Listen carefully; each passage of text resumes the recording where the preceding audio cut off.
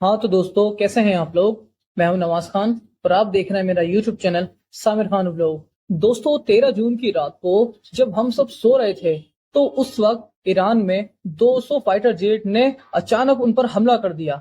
इस हमले में ईरानी हुकूमत के टॉप कमांडर और बहुत से साइंसदान, जो एक न्यूक्लियर पावर प्लांट है उनका और न्यूक्लियर एजेंसी है उनकी, जो एक माहिरीन थे, उनकी कसीर तादाद में जानें हलाक हो गई हैं।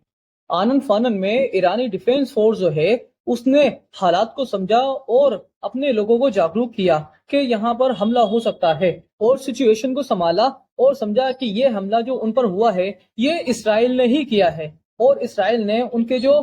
न्यूक्लियर प्लांट है, उनके जो रिएक्टर हैं उन पर, और जो टॉप कमांडर हैं उनके घरों पर हवाई हमला किया है।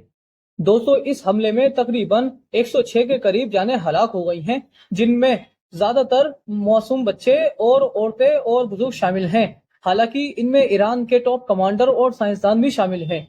जिससे ईरान को बहुत ज्यादा नुकसान हुआ है। जिसके जवाब में ईरान ने 350 के करीब बैलिस्टिक मिसाइल से रिटेक हमला किया है इसराइल पर। इस रिटेलिएट जवाबी हमले में इसराइल का बहुत सा नुकसान हुआ है, जिसको वो अभी तक छुपा रहा है, और जिसमें उनकी जो बिल्डिंग्स वगैरह हैं, जो वहां की एक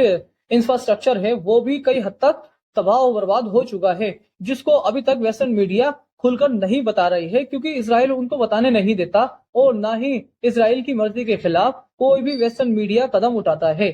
लेकिन दोस्तों, सोचने वाली बात यह है कि इसराइल ने इतनी रात को और इस तरह का बड़ा हमला क्यों किया, क्योंकि ईरान और इसराइल के कॉन्फ्लिक्ट में ये हमला जो इसराइल ने ईरान पर किया है ये अब तक का सबसे बड़ा हमला है, और खुद ईरान पर भी ये अब तक का सबसे बड़ा हमला किया गया है इसराइल की तरफ से। इससे पहले हालांकि वो इराक से 1980 में जंग लड़ चुका है, लेकिन उसमें भी इतना बड़ा हमला उसकी कैपिटल पर इराक ने नहीं किया था। लेकिन इसराइल के इस हमले में बहुत सी जाने जाने के बावजूद और बहुत से नुकसान होने के बावजूद भी ईरान अभी भी अपने पैरों पर खड़ा है और रिटेलिएट उसको कर रहा है, उसको जवाबी हमला कर रहा है। लेकिन जो बात रह गई थी दोस्तों, वो ये है कि इसराइल ने यह हमला क्यों किया। उसकी वजह यह है दोस्तों कि जो एक न्यूक्लियर मुआहदा होने वाला था ईरान और अमेरिका के बीच और वेस्टर्न कंट्रीज के बीच, तो उसके लिए एक जो मुद्दत तय की गई थी वो 60 दिनों की थी।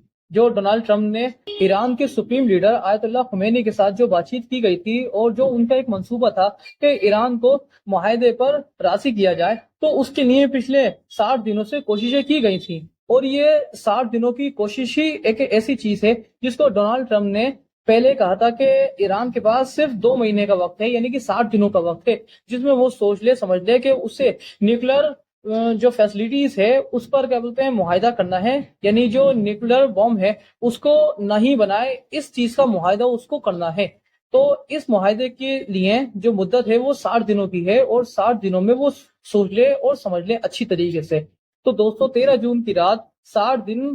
के एक 61वां दिन लग चुका था, क्योंकि जब इसराइल ने ईरान पर हमला किया था तो उसके बाद नेतन्याहू का एक ट्वीट आया था कि ये हमला जो है ये ईरान के न्यूक्लियर पावर प्लांट पर है, और हमारी जो एक दिफाई पोजीशन है उसको महदूद बनाने के लिए है। और इसी के बाद डोनाल्ड ट्रंप ने भी यही एक ट्वीट किया था कि हमने ईरान को 60 दिनों का वक्त दिया था, जिसमें उसने हमें कोई जवाब नहीं दिया और वो किसी भी एक नतीजे पर नहीं पहुंचा। तो अभी भी उसके पास एक वक्त है कि वो हमसे न्यूक्लियर पावर प्लांट का एक मुआहदा करे कि वो न्यूक्लियर बम नहीं बनाएगा। अब दोस्तों, देखना ये है कि इसराइल के इतने बड़े हमले के बाद ईरान इसका जवाब किस तरह देता है, जो कि वो अब तक देता आ रहा है। लेकिन क्या ये जंग जो इसराइल ने ईरान पर हमला कर छेड़ी है, ये जंग अब किसी नतीजे पर रुकेगी या अब ये शुरू हो चुकी है। क्योंकि बहुत से माहिरीन का ये मानना है दोस्तों कि जिस तरह थर्ड वर्ल्ड वॉर स्टार्ट होगी उसका जो आगाज होगा वो यही, यानी मिडिल ईस्ट से ही होगा, जिसमें आप जानते हैं कि इसराइल मिडिल ईस्ट का और ईरान मिडिल ईस्ट का सबसे ताकतवर मुल्क है। तो अब देखना यह है दोस्तों, क्या ये वाकई थर्ड वर्ल्ड वॉर स्टार्ट हो चुकी है या अभी भी इनके बीच में कोई समझौता हो सकता है इस जंग को रुकवाने के लिए। क्योंकि दोस्तों, पूरी वेस्टर्न कंट्रीज, अमेरिका और इसराइल का सबसे बड़ा जो खतरा है मिडिल ईस्ट में वो ईरान है। کیونکہ وہ ایران کو ختم نہیں کرنا چاہتے، بلکہ ایران میں جو ایک رجیم ہے، جو حکومت ہے، اس کو گرانا چاہتے ہیں، تختہ پلٹ کرنا چاہتے ہیں۔ جس طرح روح اللہ خمینی صاحب نے 1989 میں شاہ پہلوی کا حکومت سے تختہ الٹ کر اور خود حکومت اپنے ہاتھ میں لی تھی، اور کس طرح ایران جو ایک سیکولر کنٹری سے ایک مذہبی کنٹری بن گیا تھا، اور آج تک وہ اسی راستے پر چل رہا ہے۔ تو دوستو، ایران کا جو یہ سسٹم ہے، یہ ان لوگوں کو پسند نہیں آتا۔ امریکہ اور اسرائیل کو خاص طور سے یہ سسٹم ان کا بالکل پسند نہیں آتا، اور ایران کی جو یہ سسٹمیٹک ایک کنٹری ہے، اور اس ایران کا جو ایک پلان ہے، ان کو جب وہ لوگ حکومت میں آئے تھے تو ان کا ایک یہی ایک ارادہ تھا کہ ہمارا سب سے بڑا دشمن جو اس وقت ہے وہ صرف اسرائیل ہے اور امریکہ ہے، اور جب تک یہ یہاں پر قائم ہے ہم کسی صورت پیچھے نہیں ہٹیں گے، اور ہم ان لوگوں کے غلام نہیں ہیں۔ اور آج بھی دوستو، جب اسرائیل نے ایران پر اتنا بڑا اٹیک کیا ہے، پھر بھی ایران پیچھے ہٹنے کے بجائے بلکہ ان کو جوابی حملہ کر کے ان کو یہ تعصب دے رہا ہے کہ ہم تم سے ڈرنے والے نہیں ہیں، بلکہ ہم تمہارے ہر حملے کا جواب حملے سے ہی دیں گے۔ کہنے کا مطلب یہ ہے کہ ہم اینٹ کا جواب پتھر سے دینا جانتے ہیں، اس لیے اگر اب کبھی بھی ہم سے جنگ کرنے کی کوشش کرو یا ہم پر حملہ کرنے کی کوشش کرو تو خود بھی اتنی طاقت جٹا لینا کہ ہمارے حملے برداشت کر سکو۔ دوستو، کیا آپ نے کبھی سوچا ہے کہ مڈل ایسٹ میں ہی سب سے زیادہ کانفلکٹ کیوں ہوتے ہیں؟ کبھی اسرائیل مصر کو لے کر ہوتا ہے، کبھی اسرائیل ایران کو، کبھی عراق کو لے کر، تو کبھی لبنان اور اس میں غزہ میں جو رہنے والے لوگ ہیں ان پر۔ ان سب کے بیچ کانفلکٹ ہمیشہ جاری ہی رہتا ہے، اور یہ سارا کانفلکٹ، سارا بوال سب مڈل ایسٹ میں ہی ہوتا ہے۔ تو دوستو، ایسا کیوں ہے کہ مڈل ایسٹ میں ہی یہ ساری چیزیں ہوتی رہتی ہیں؟ دوستو، اس کی وجہ یہ ہے کہ اسرائیل جو کہ ایک ملٹری بیس ہے امریکہ کا، ہاں دوستو، کیونکہ اس کو ملٹری بیس ہی کہا جا سکتا ہے، کیونکہ جب کبھی بھی کوئی بھی کنٹری اسرائیل پر حملہ کرنے کی کوشش کرتی ہے یا اس سے جنگ لڑنے کی کوشش کرتی ہے تو سب سے پہلے امریکہ میدان میں کودتا ہے۔ وہ اس کے ساتھ جنگ نہ لڑے تب بھی اس کے ہتھیاروں سے پوری مدد کرتا ہے۔ نہ صرف امریکہ بلکہ ویسٹرن کنٹریز میں فرانس ہوا، جرمنی ہوا، اور خاص طور سے برطانیہ، کیونکہ برطانیہ نے ہی فرسٹ ورلڈ وار کے بعد اسرائیل میں، یعنی کہ جو آج کا فلسطین ہے، اسرائیل جس کو ہم آج بولتے ہیں، اس میں یہودیوں کو لا کے آباد کرنا شروع کیا تھا۔ اور سیکنڈ ورلڈ وار کے بعد جب ہٹلر نے جینوسائیڈ کیا تھا اسرائیل میں رہنے والے یہودیوں کا، جو اس ٹائم وہاں پر یورپ میں رہا کرتے تھے، ان کا جب پکڑ کے ان کو شیلٹر میں اور سرنگوں میں بند کر کے مار دیا گیا تھا، تب اس کے بعد جو وہاں پر رہنے والے یہودی تھے وہ پلان کر کے فلسطین میں پہنچ گئے تھے۔ اور اسرائیل میں جب 1948 میں برطانیہ نے اپنا قبضہ خالی کیا تو UN کے ذریعے وہاں پر 2 حصوں میں تقسیم کر دیا گیا فلسطین کو۔ دوستو، یہی وجہ ہے کہ آج تک جب سے اسرائیل بنا ہے تب سے لے کر آج تک برطانیہ اور امریکہ ایک بڑے بھائی کی طرح اس کی حفاظت کرتے ہیں۔ جب کبھی بھی کوئی بھی حملہ ہو اس پر، چاہے وہ عرب کنٹریز کی طرف سے ہو یا اسرائیل کے اندر خود غزہ میں سے حملہ ہو، تب بھی دل کھول کر یہ دونوں ملک اسرائیل کو ہتھیار سے مالا مال کر دیتے ہیں، اور خود بھی کئی موقعوں پر اسرائیل کی فوج میں شامل ہو کر دشمنوں کا مقابلہ کرتے ہیں، یعنی ان لوگوں کا جو اسرائیل پر حملہ کرتا ہے۔ تو دوستو، اس کی وجہ یہ ہے کہ اسرائیل یہاں پر جو بسا ہوا ہے یہ خود نہیں چاہتا کہ اس خطے میں امن رہے، کیونکہ اسرائیل اس پورے ریجن کو قبضانا چاہتا ہے۔ آپ نے دیکھا ہوگا جب سے اسرائیل بنا ہے تب سے لے کر عربوں میں اور اسرائیل میں 4 بڑی جنگیں ہو چکی ہیں، جس میں بہت حد تک جو زیادہ نقصان ہوا ہے وہ عربوں کا ہی ہوا ہے اس جنگ میں، کیونکہ اس جنگ میں پوری حمایت اسرائیل کی امریکہ اور برطانیہ کر رہے تھے، ہتھیاروں سے بھی، پیسے سے بھی، اور آرمی سے بھی۔ دوستو، اسی لیے جو ایک اسرائیل کا جو ایک خواب ہے، جو ایک ان کا سپنا ہے، وہ گریٹر اسرائیل بنانے کا ہے۔ اور گریٹر اسرائیل کس طرح بنے گا؟ جو کہ میپ میں آپ دیکھ رہے ہیں، جو کنٹریز ہیں عربوں کی، ان میں جہاں اسرائیل کا ایک میپ دکھایا جا رہا ہے نا، یہ پورا ایریا جن میں شام، لبنان، سعودی عرب کا کچھ حصہ،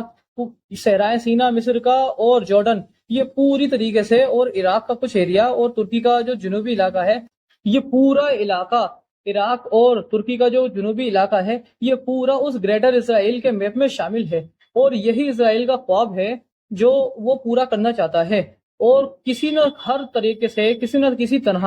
ان ملکوں میں وہ جنگیں چھیڑتا رہتا ہے. کبھی اپنی آرمی بھیج دیتا ہے تو کبھی کسی ملک کو حملہ کر دیتا ہے اپنے ہوائی حملوں کے ذریعے.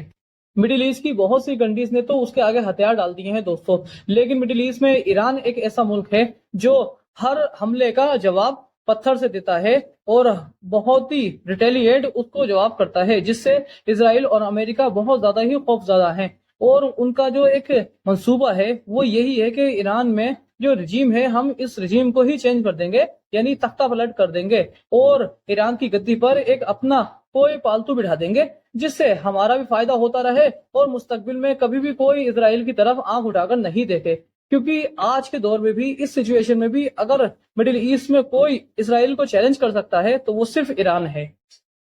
اسی کی وجہ سے دوستو جو اس کا ایک پرمانو ری ایکٹر ہے اس کو اڑانے کے لیے اسرائیل نے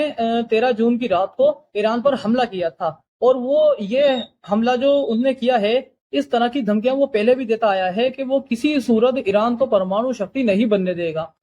کیونکہ دوستو ایران کو پرمانو شکتی نہ بننے کے لیے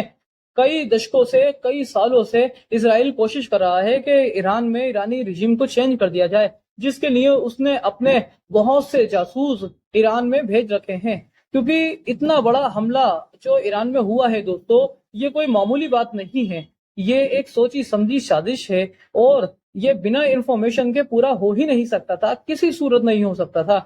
ایران میں موجود موساد کے جو جاسوس ہیں، جو ایران میں رہنے والے لوگ ہیں، ان کو پیسے سے اسرائیل خریدتا ہے اور ان سے انفارمیشن معلومات حاصل کرتا ہے، جس کے دوارا وہ حملے کرتا ہے ان جگہوں پر جہاں کی جانکاری اسرائیل کو ایران میں موجود ان کے جاسوس دیتے ہیں.